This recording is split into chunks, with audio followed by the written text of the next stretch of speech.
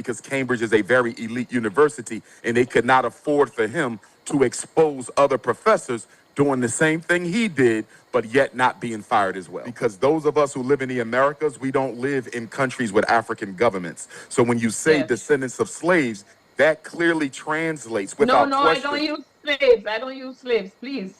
And I never use slaves. Listen, the descendants of the enslaved African, okay? Okay, good. That it is very clear. It is very clear what that means in the Caribbean. It's very clear what that means in Africa. It's not very clear what that means in the Americas. Family. What affects us anywhere affects us everywhere. Yes.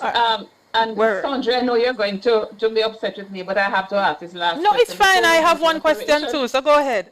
Okay. But I mean, I find it so interesting talking to you and so stimulating. But this is, I'm sure you have heard about what has happened to Jason Arday at Cambridge, and I wondered if you had even a small comment on it. Yes, I do. I suspect, and I don't have any proof on this, but because of the timing, you always have to follow timing when you look at assassinations and executions. You know, he was just let go, allegedly accused of plagiarism, and then he's found deceased. I suspect that he was going to expose other professors who were guilty at Cambridge of doing the exact same thing that they chose to expel him for. That's what I suspect, and I believe it would have sent shockwaves through the UK community and throughout the world, because Cambridge is a very elite university, and they could not afford for him to expose other professors doing the same thing he did, but yet not being fired as well. We have heard about, professors, not necessarily, at Cambridge and elsewhere, but they don't seem to have come under the same kind of scrutiny and attack from the media as this young man. I Absolutely. mean, Absolutely. It was like a witch hunt. It was really terrible. I mean, you know, it's the whole, I mean, I'm just like in shock about this. But I was talking to someone from Cambridge last week, and both of us said he's fragile emotionally. He's autistic. He's fragile. And we were just hoping that he would stay strong and that he would have enough support to keep him. But unfortunately, look at what has happened. I will be listening out for further commentary, our long year line of reasoning, you know, because a very interesting line of reasoning. But stay on the line. We'll be back with you in reparation conversations. I want to ask you some things about what's happening in the U.S. on that, okay? Sure. So we go to a break, soon come back. Welcome back. Thank you for staying with Talking History. If you're just joining us, my guest online is Dr. Umar Ifatunde. Some of you might know him as Dr. Umar Johnson, a Pan-Africanist. And we also have Professor Vereen Shepherd streaming in live from Geneva. So thank you for staying with us. We go over now into Reparations Corner. And before we get into reparations on your side of the world, Dr. Umar, I wanted to ask this question. The Caribbean seems to have a different culture, especially Black Caribbean families. We have a different culture, and I think there are some differences between what you might see on the North American continent versus what you might see in the Caribbean. What then inspires you to keep coming back to Jamaica each time you're invited? Well, I'm a Pan-Africanist, in my humble opinion, as the most requested Black public speaking scholar in the world. I think we tend to exaggerate the differences between communities. I've been all throughout the Caribbean, and although there might be some nuanced differences, pretty much it's the same situation globally wherever I go. And with that being said, I think that, you know, we as African people have to start cooperating and collaborating with each other across regions, particularly the descendants of the slave trade, the children of the transatlantic slave trade, you know, from Boston to Bahamas, you know, from Jamaica to New York. I think there needs to be greater collaboration. We are far too divided, and we should be further along in terms of self-sufficiency, independence, progress, and even with the reparations fight. I think we could be so much further along if we would just work together and stop highlighting differences as opposed to commonalities. Right. Stop wasting time on diaspora wars. Prof, over to you. Yes, I couldn't agree more. We are one people, and we should try to actualize that philosophy rather than keeping raising differences. But you know, Dr. Umar, since we're in Reparation Corner, I have to tell you that what is going on right now in my meetings in Geneva, working with one of my colleagues from Liberia and started by Gay McDougall from the US, is general recommendation on reparations. That's what we're working on now. The UN has come late to the table on this, in my view, and certainly the committee on which I sit has come late. I've been trying to push them towards this from 2016, but nobody was listening to me. But now, on the committee, we have a majority of African people. And so we have now insisted that we cannot ignore the whole international debate on reparations. And so we are now working on adopting a general recommendation on reparations. If it is GR 40, because we have elaborated and adopted so many general recommendations on specific themes that we can, cover all the time in our meetings. So I'm very excited, and I'm helping my colleague from Liberia to finish what Gay started, since she's no longer on the committee. But I want to ask you, based on current political environment in the USA that we all know about, how alive is the reparations movement in the USA? Well, there are several reparations groups in America. Of course, the oldest is NCOBRA, the National Coalition of Blacks for Reparations in America. That's right.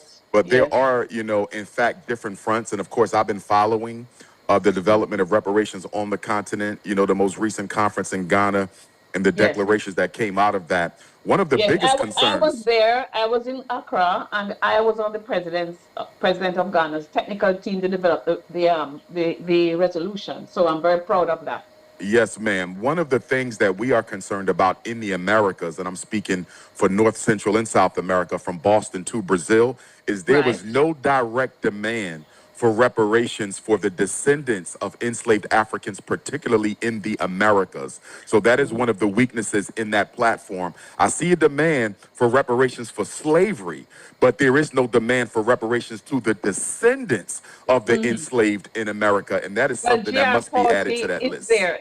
GR 40 definitely has the descendants, because we're living with the legacies, and those of us over here, we're living with the legacies. So people of African descent is very much a part of the general recommendation that we're developing. Yes, but let me clarify, Queen. Let me clarify. It's different. It needs to be specified. And why? Because those of us who live in the Americas, we don't live in countries with African governments. So when you say descendants of slaves, that clearly translates without question. No, I don't use slaves. I don't use slaves, please. And I never use listen, the descendants of the enslaved African, okay? Okay, good. That it is very clear. It is very clear what that means in the Caribbean. It's very clear what that means in Africa. It's not very clear what that means in the Americas. It needs to be specified out for those of us who do not live under the benefit of African government. So the Caribbean governments are black ran. On the continent, they're black ran. But there is nothing specific about American Africans who are the descendants of the enslaved Africans in the Americas. That needs to be specifically stated, because it's not there. Yes. And the concern I'm is... making a note of that. Please do.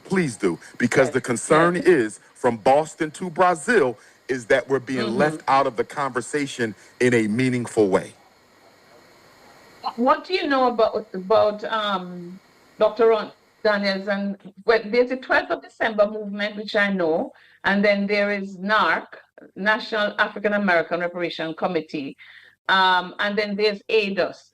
Do these work together? I know the ADOS seems to be, on the right-wing side of everybody else. That is the African Descendants of Slavery, I think it's called. Well, I'm familiar. The leader of ADOS, she's not a Pan-Africanist in any way, shape, form, or fashion. I know that for a fact. The other organizations, I am not too sure about their infrastructure, but my concern for many of the reparations fronts in America, not all of them, but many of them, they're ran by black bourgeoisies who are not authentic Pan-Africanists, but are often opportunists. And I'm not speaking particularly about any one organization. I get that. Yes, but I don't like the energy of the leadership. It speaks to more opportunism than genuine Pan-Africanism. The professor, what's the name of the professor again? I've completely forgotten. I know I met him some years and years ago, who is running ADOS. I can't remember his name, but my understanding is that he's saying that the only people in the United States who deserve reparation would be those born in the, born, it's not Caribbean, in other words, immigrants, who are there, even if Right. they are black and so on, they don't come under Well, the rubric I, of I, I ADOS. I think the argument there, not to Mm-hmm. speak with them because it's not my position, but I think the argument there is every other community in the world is fighting for reparations for themselves. And so if Yes. every community of African people in the world is fighting for reparations for themselves, then the American African needs to focus exclusively on themselves because no one Mm-hmm. is necessarily advocating for us. So I do understand the argument that if someone is Mm-hmm. getting reparations from their native country and then they come to America and then they siphon off of reparations from the American African family, that would be unfair. So I do understand the argument. My focus, though, coming from a Marcus Mm-hmm. Garvey Pan-Africanist perspective, Yes. is that there Yes. needs to be some integration of Yes. reparations platforms Right. internationally and transnationally. There needs to be Yes. more integration because if there is not integration in the reparations movement, then the former colonial powers will very easily be able to play the different reparations movements off of one another. So, for example, if Jamaica is asking for a certain, or CARICOM is asking for a certain list of demands for reparations, if it contradicts what Africa is asking for, or if it Mm-hmm. contradicts what Black Mm-hmm. America is asking for, Yes. then they can Yes. use that as a weapon Yes. of division to Yes. undermine the entire agenda. So, Yes. so there It's must be a very collaboration. good point. Very, very good point. And I think that's why CARICOM tries to always integrate reparation activists from the US. No, it might not be the ones that you would think that we should be talking to. So you should let me know off air. You can tell Sandra can write it down for me somewhere over here. But if she's going to be in Jamaica when you are there, I won't be. But to have a face-to-face discussion with you about this, so that at the international levels where I operate, I can ensure that this kind of sentiment is conveyed. Because you're absolutely right. Before we wrap though, I wonder if the resolution from Ghana was trying somehow to do that. Do you see any Pan-African intention from this resolution? I don't know if you have had a chance to actually look at it. See, Have we lost have we our lost him, David? professor?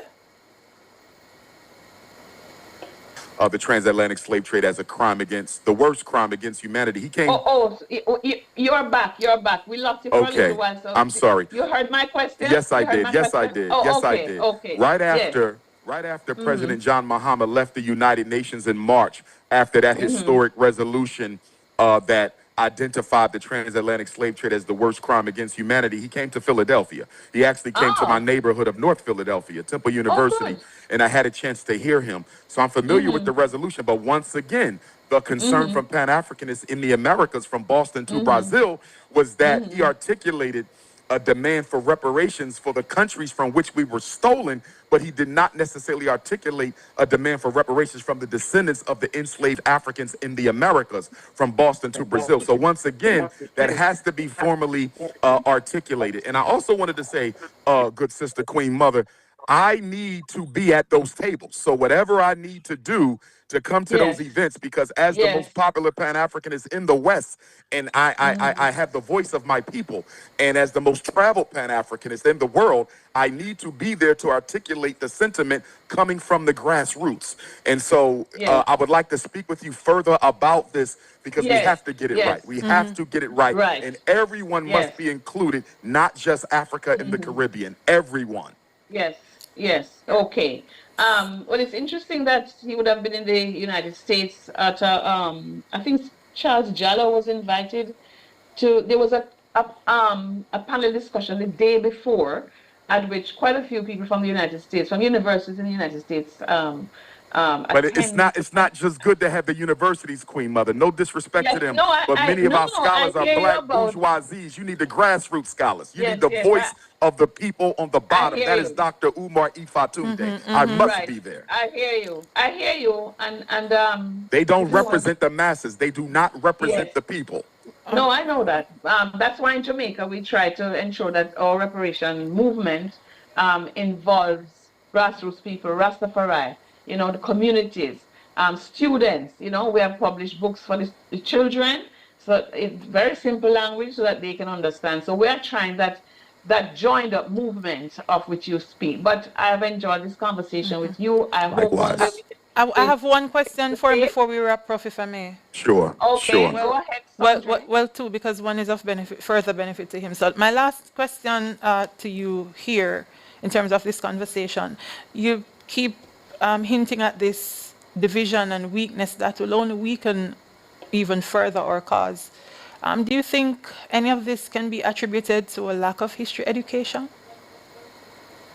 Some of it could. Some of it could, but it supersedes that, in that no matter how much I know about my history, if I have been infected with that disease of tribalism and individualism and self-hate and collective disintegrationism, it doesn't matter how much I know about my history. I will still be a weapon of the imperialists and the colonizer against my people. Many of those who are sowing the division in the diaspora with these diaspora wars, and everybody's guilty, by the way. There's guilty parties in America, there's guilty parties in the Caribbean, there's guilty parties in Africa, there's guilty parties in Europe. You find many of them are very well educated on the history. They are not ignorant of the history, but for some reason, they see an advantage for them personally to sow division amongst the different branches of Africans throughout the world. Okay. Well, as a history educator, I don't totally agree with you, but I can see through some of what you say.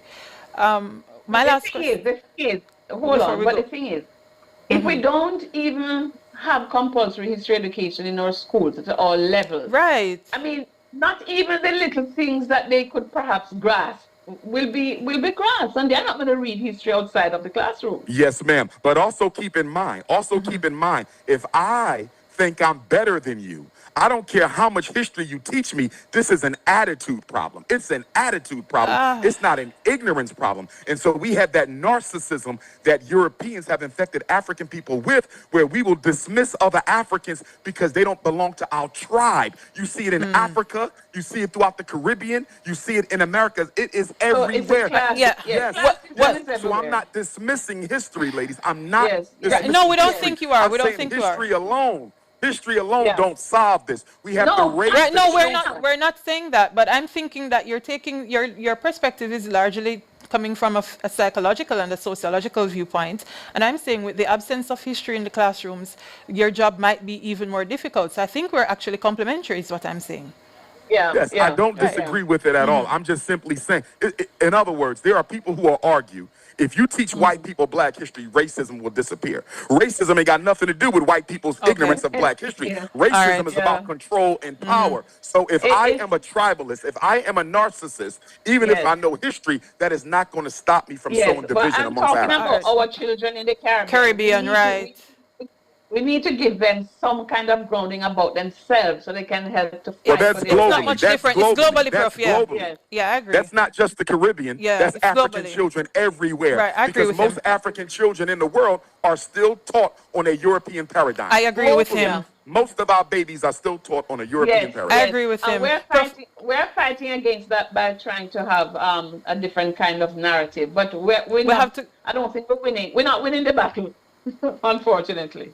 Anyway, we have more work to do. We have to go to a break. We have more work to do, Dr. Umar, and I do agree with you. Finally, you, as we wrap, I want to know, how can we keep up with you to find out where you will be speaking, how we can see you again? Yes, indeed. People can follow me on Instagram at Dr. Umar Johnson, on Patreon at Dr. Umar, and if they need to reach me by phone, my number is public. It has been for 21 years, and that is +1 215 989 9858 +1 215 989 9858, and my email is princeofpanafricanism@gmail.com. Prince of Pan-Africanism, we spell Africa with a K, not a C. Princeofpanafricanism@gmail.com. So we start with you on Instagram, and we'll find you from there. And I will be in touch with you because there's a large reparation conference coming up, and I want to ensure that you are there. Please give me the dates. Please give me the dates so I do not give them away. Please text me the dates. All right. Yes, I will. Thank you so much. Thank you, ladies. Very good conversation. I love my taking the sisters. time. Love Jamaica. Can't wait to get there. Thank you for taking the time to be with us today. Indeed. Blessed love. So when we come back, we'll have Varine's views